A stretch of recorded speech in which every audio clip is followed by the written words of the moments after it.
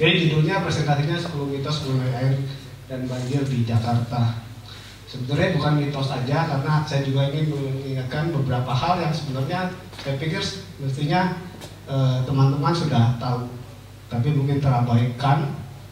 Dan ini sebenarnya juga bukan untuk Jakarta saja, kalau saya pikir untuk semua daerah. Jadi pemodelan air tanah untuk daerah aliran sungai di Rhine and the Meuse, udah gambar sedikit di atas. Pointer ya. Jadi dari Swiss, Jerman sampai akhirnya ke Belanda, termasuk Belgia dan Prancis, cukup besar, mungkin sepertiga Pulau Kalimantan. Dan saya juga menginspirasi teman-teman karena ini dibuat dengan menggunakan data yang ada di seluruh dunia. Jadi Indonesia pun sebenarnya bisa dengan menggunakan data-data dari satelit, dan software yang digunakan adalah software yang freeware juga. Kembali ke presentasi saya, jadi saya coba list apa yang akan dibahas di sini dalam 10 poin sebagai berikut. Jadi kita akan bahas satu-satu, misalnya seperti apa itu banjir 5 tahunan, apakah ini sebuah siklus, air mengalir dari tempat tinggi tempat rendah, dan seterusnya. Jadi kita bahas satu-satu, termasuk banjir kiriman, sedimentasi sungai, mengenai air tanah sendiri, dan sumber serapan. Oke, saya mulai aja. Mungkin ini buat saya ini yang paling susah untuk dijelaskan juga, karena sering banget banyak salah persepsi mengenai apakah itu banjir 5 tahunan. Karena sepertinya itu seperti sebuah siklus, terutama kalau kita baca berita di media massa, jadi itu sepertinya sebuah siklus, tapi itu sebenarnya bukan sebuah siklus. Sebenarnya banjir 5 tahunan itu yaitu wartawan mempersingkat saja, karena sebenarnya istilah yang lebih tepat itu banjir kala ulang 5 tahunan atau banjir periode ulang 5 tahunan. Dan periode ulang sendiri ini sebenarnya istilah yang menurut saya sangat buruk, karena itu terjemahan dari return period bahasa Inggrisnya. Ya, tapi ini mungkin teman-teman yang belajar statistik akan paham juga, karena ini sebenarnya hanya istilah statistik return period itu yang digunakan untuk desain rencana gitu. Jadi maksudnya kayak seperti kita desain salurannya mau sebesar apa, untuk banjir sebesar apa. Jadi itu hanya istilah itu ya, untuk desain rencana. Jadi banjir itu sendiri dalam hal ini pendekatan statistik dianggap sebagai kejadian acak, jadi seperti lempar koin. Yang kita bisa tarik dari situ sebenarnya adalah probabilitas. Yang di sini kalau itu 5 tahunan, jadi akhirnya 1:5.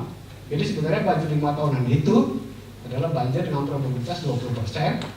Lengkapnya artinya probabilitas banjir atau debit rencana itu terjadi atau terlampaui pada tiap tahun adalah 20%.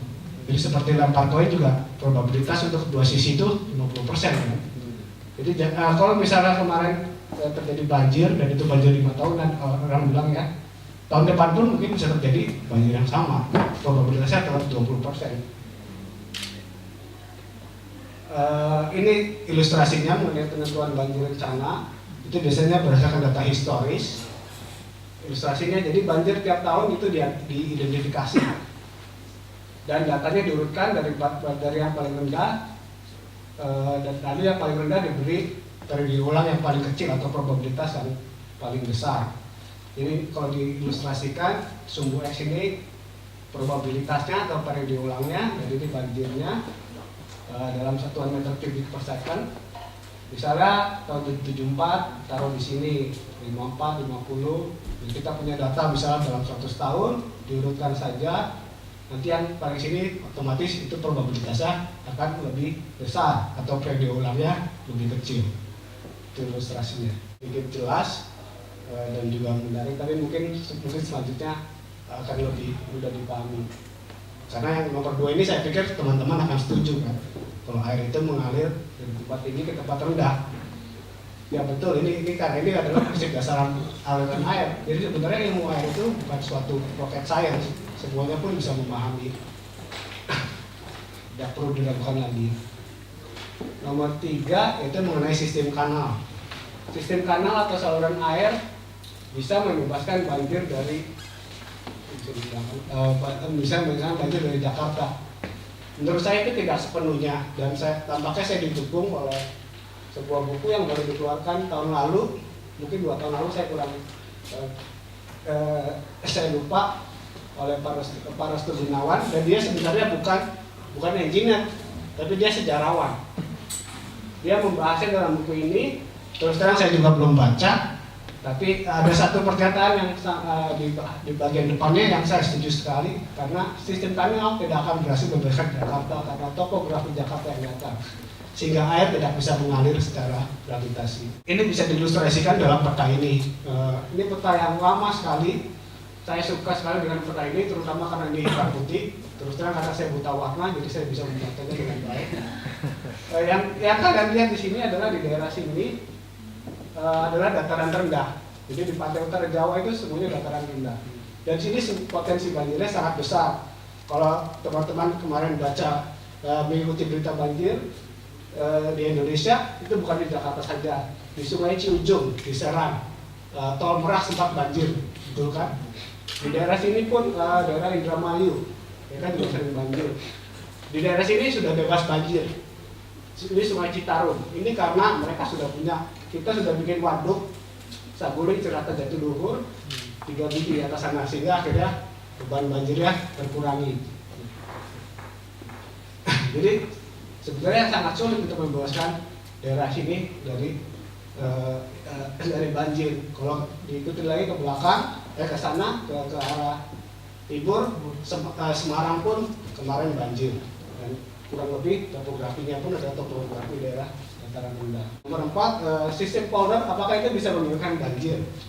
Untuk membahas ini kita juga perlu lihat bahwa Jakarta juga dipengaruhi pasang surut air laut, karena dekat pantai toh, jadi ada air tertinggi, pasang tertinggi, pasang terendah, dan kurang lebih otomatis ini akan mempengaruhi ke dalam ke daratan sendiri.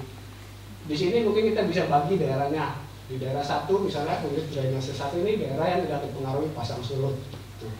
Jadi di sini air bisa mengalir secara gravitasi saja, tidak masalah. Tapi di daerah sini akhirnya kita butuh dengan bantuan pompa, sehingga akhirnya sistem polder itu dibutuhkan di sini. Di daerah kedua yang mungkin itu daerah transisi lah antara nomor 1 dan nomor 3. Nah, ilustrasi sistem polder sendiri yang diadaptasi dari Belanda, itu prinsipnya adalah kita perlu menahan air selama mungkin di atas di daerah hulu. Lalu jika perlu kita harus penampungnya atau memberi ekstra ruangan. Kenapa itu? Karena akhirnya beban pompa tidak terlalu berat di daerah hilir. Jadi di sini dalam sistem polder adalah pentingnya tampungan air. Dan ini di mana saja, di sungai, di saluran, di waduk, bahkan di dalam tanah, di air tanah, di groundwater. Jadi ilustrasi yang di sini ada butir-butir air itu, ini juga sebagai suatu daerah potensi yang perlu kita manfaatkan untuk penampungan air. Ujung-ujungnya adalah kerja pompa tidak terlalu berat. Ini pengaruh tampungan air bisa diilustrasikan dari grafik sederhana ini. Di sini banjirnya atau debitnya, ini waktu.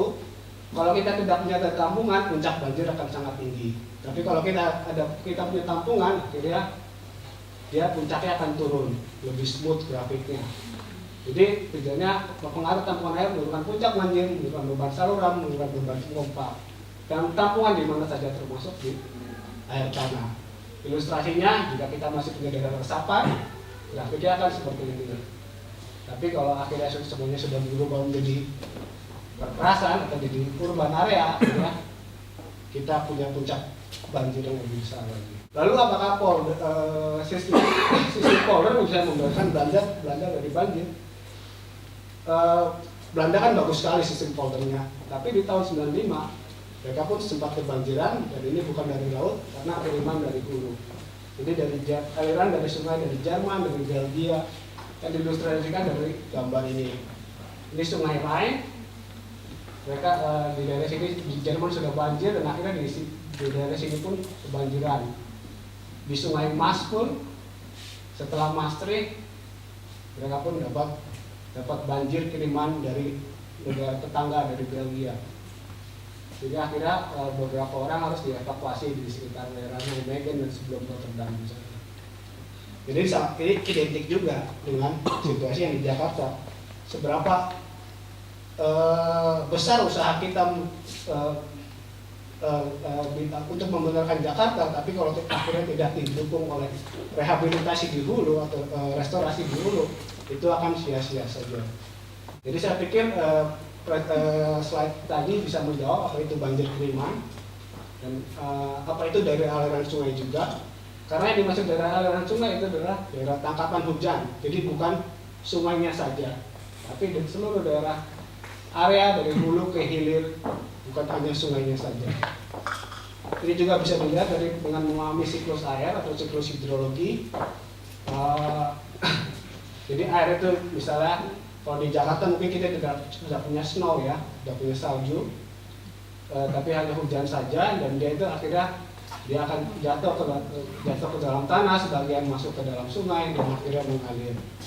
Prinsip yang simpel. Dan sebagian dari itu pun ada yang meresap ke dalam air kalau kita punya daerah yang masih hijau, dan akhirnya masuk ke dalam danau juga atau mengalir sebagai groundwater flow. Jadi pemahaman sebagai suatu daerah aliran sungai yang harus dipahami secara keseluruhan dari hulu ke hilir, bukan hanya sungainya saja. Yang mengenai nomor 7, salah satu pertanyaan kita lagi adalah mengapa Jakarta kekurangan air padahal sering kebanjiran. Menurut saya ini karena kita sangat kekurangan tampungan air, baik di air permukaan dan di air tanah. Dan ini adalah suatu bukti bahwa kita tidak mampu melakukan manajemen air. Ketika bulan Januari kemarin saya sempat berdiskusi dengan Pak Fatih Muhammad, masyarakat Indonesia, perspektifnya mestinya kita mampu mengubah apa yang disebut dengan banjir kiriman itu sebagai berkah kiriman. Karena air juga berkah toh. Kalau kita bisa tampung, kita bisa gunakan atau pada saat musim kemarau. Bukan membuang secepatnya ke laut. Jadi itu yang tadi. Dan nomor 8, sering sekali mengenai masalah sedimentasi sungai, pendangkalan sungai. Yang perlu disalahkan adalah masyarakat bantaran sungai. Itu dibilangnya mereka buang sampah sembarangan dan segala macam. Tapi saya pikir saya tidak setuju. Buat saya sedimentasi sungai alasan utamanya bukan sampah, karena sedimentasi ini pasti terjadi di sungai-sungai, terutama di dataran rendah. Ini bisa diilustrasikan dari gambar sederhana ini. Terutama di Indonesia itu curah hujannya sangat tinggi sekali, jadi melebihi kemampuan infiltrasi tanah. Jadi akhirnya ada yang banyak limpasannya atau dibilang runoff, dan tentu saja kalau tidak ada yang menghalanginya, dia akan membawa lumpur atau membawa sedimen, dan akhirnya terdeposit di sungai-sungai. Jadi akhirnya pengundulan hutan pun berkontribusi terhadap sedimentasi sungai. Dan ini yang akhirnya selalu menjadi pertanyaan buat kita semua. Kenapa pengerukan itu yang diidentikan dengan proyek, mungkin proyek 20 tahunan, proyek 30 tahunan. Menurut saya itu adalah suatu maintenance yang harus dilakukan secara rutin oleh pemerintah. Nomor 9 mengenai waduk atau sumber resapan. Saya agak gembira karena akhirnya ya Jokowi salah satu bilangnya mereka mau bikin sumber resapan banyak. Tapi ya belum tahu nih, belum kelihatan juga nih apa aksi nyatanya. Menurut kenapa saya senang? Karena saya setuju, karena sebenarnya yang harus kita galakkan dalam menangani banjir adalah gimana menampung air. Prinsipnya memberikan tampungan air termasuk dengan menggunakan sumber resapan. Untuk membahas sumber resapan ini saya mungkin akan cerita dikit mengenai apa itu aquifer, apa itu groundwater. Jadi kalau diilustrasikan, permukaan tanah kalau dipotong itu biasanya di lapisan atas kita punya lapisan yang semi permeable, itu yang susah meresap gitu. Dan di bawahnya itu biasanya ada lapisan aquifer yang pasir, ini lapisan yang poros. Jadi akhirnya dia bisa untuk menampung air. Dan kalau untuk kasus Jakarta itu kurang lebih ilustrasinya seperti ini. Ini kuning ya. Yang kuning itu yang lapisan aquifer yang bisa menampung air, tapi yang atasnya itu ada lapisan yang semi permeable yang susah meresap air. Jadi untuk sumber resapan kita itu harus membuat suatu struktur yang akhirnya bisa menembus lapisan semi permeable itu, jadi menembus sampai lapisan aquifer, jadi akhirnya air bisa masuk. Dan satu hal yang harus diperhatikan lagi adalah mengenai posisi air tanah itu sendiri. Logikanya kalau dia udah penuh, ya nggak bisa dimasukin lagi kan. Jadi kita harus juga memahami mengenai posisi muka air tanah di Jakarta sendiri. Ilustrasinya seperti ini. Yang biru ini, yang biru betul kok. Yang biru ini yang muka air tanah dalam, yang hijau juga. Tapi yang merah ini yang dangkal ini agak kayaknya agak susah. Tapi ironisnya daerah sini biasanya daerah yang bebas banjir karena agak tinggi. Toh yang di sini yang kebanjiran kan, yang di daerah-daerah merah ini. Tapi mereka tidak bisa bikin sumur resapan karena air tanahnya sudah tinggi. Air tanahnya sangat dangkal. Jadi ini perlu sekali kerjasama atau kontribusi dari daerah yang biru ini untuk mau mengurangi aliran limpasannya sehingga akhirnya yang di hulu pun bebannya akan lebih berkurang. Itu mungkin susahnya. Sedikit menyinggung hal lain juga karena tadi udah membahas mengenai air tanah, kita juga bisa memahamkan informasi mengenai Sungai Purba di Jakarta. Dan ini sayang sekali karena informasi seperti ini jarang sekali dimanfaatkan dalam tata ruang kita, dalam hal mendesain kota dan segala halnya. Ini peta lama juga, peta geologi Jakarta, mungkin tahun 70-an. Kalau diilustrasikan, misalnya saya potong gitu ya, tapi ini potongannya bukan di sini, tapi ini ilustrasinya kurang di Belanda, tapi kurang lebih prinsipnya sama. Karena sebenarnya kita tuh punya deposit-deposit seperti pasir ini, yang sebenarnya jalur sungai lama, gitu. Jalur sungai purba. Dan ini biasanya lapisan yang bisa menampung air juga. Dan dari sungai purba ini sendiri kita bisa memahami aliran air secara alami. Ini kalau saya ilustrasikan banjir yang kemarin di tahun 2030 tahun ini, di mana akhirnya salah satu tanggul jebol. Jadi di sini ini Manggarai, di sini Manggarai, ya. Ini Sungai Ciliwung, aliran aslinya. Tapi di sini kan di pintu, ada pintu, sehingga akhirnya dialihkan ke banjir Kanal Barat. Oh, yang sini ini banjir Kanal Barat. Yang di sini ini adalah jalur Sungai Purba. Kemarin tanggul itu jebol kan? Tanggul itu jebol. Dan akhirnya ini Sarinah. Ini Sarinah, di sini Sarinah, Gambir di sana, jadi Monas di sana. Ketika tanggul itu jebol, akhirnya air itu mengalir mengikuti jalur Sungai Purba ke arah sini kan. Akhirnya ada yang di Plaza Yobi itu arusnya deras sekali, ya itu daerah sini, Sarinah sini. Jadi hanya mengikuti jalur aliran Sungai Purba, merupakan aliran air secara alami. Yang terakhir mengenai sumber air tanah dalam yang sering dimanfaatkan. Salah satu hal yang selalu saya khawatirkan, terutama ketika melihat mall baru dibangun atau bangunan tinggi baru dibangun adalah dari mana mereka dapat air. Jangan harapkan PAM itu bisa menyuplai air untuk mereka, untuk kebutuhan yang sangat tinggi sekali. Salah satunya solusi adalah mereka mengambil air dari dalam tanah, bikin sumur yang sangat dalam. Tapi air ini sebenarnya nyaris tidak dapat diperbarui. Kalau kita lihat dari ilustrasikan dari gambar ini, yang lapisan atas ya bisalah itu. Tapi biasanya kualitasnya jelek, jadi yang mereka tidak akan diperbarui. Tapi kalau sudah lapisan selanjutnya, itu mungkin sudah ratusan tahun untuk memperbarui itu. Apalagi yang paling bawah lagi, mungkin ini ribuan tahun. Dan celakanya di Jakarta ini menjadi sumber air utama. Gitu. Misalnya contohnya kalau yang punya mobil kadang-kadang sering pakai jasa cuci mobil di jasa cuci mobil yang ada di pinggir jalan kan, di bengkel kan. Itu mungkin kadang-kadang tanya, kalian dapat air dari mana sih? Dan saya yakin itu adalah mereka biasanya akan mengambil air dari dalam tanah. Atau laundry yang belakangan ini pun marak, bisnis laundry marak sekali di Jakarta. Karena sekarang kita kesulitan untuk dapat membantu rumah tangga kan. Akhirnya laundry kita minta orang lain untuk melakukannya. Itu pun kebanyakan dari mereka adalah mengambil air langsung dari dalam tanah. tidak terkontrol sama sekali. Dan akhirnya yang kontribusinya adalah terhadap penurunan tanah. Kalau diilustrasikan cukup parah, terutama di daerah sini, bahkan sampai 4 meter lebih. Ini jadi diukur dari tahun 1970 sampai 2010. Jadi kira-kira lajunya itu 17 cm per tahun. Jadi kalau dibayangkan 10 tahun aja sudah setinggi orang bule kan. Oke, itu aja dari saya.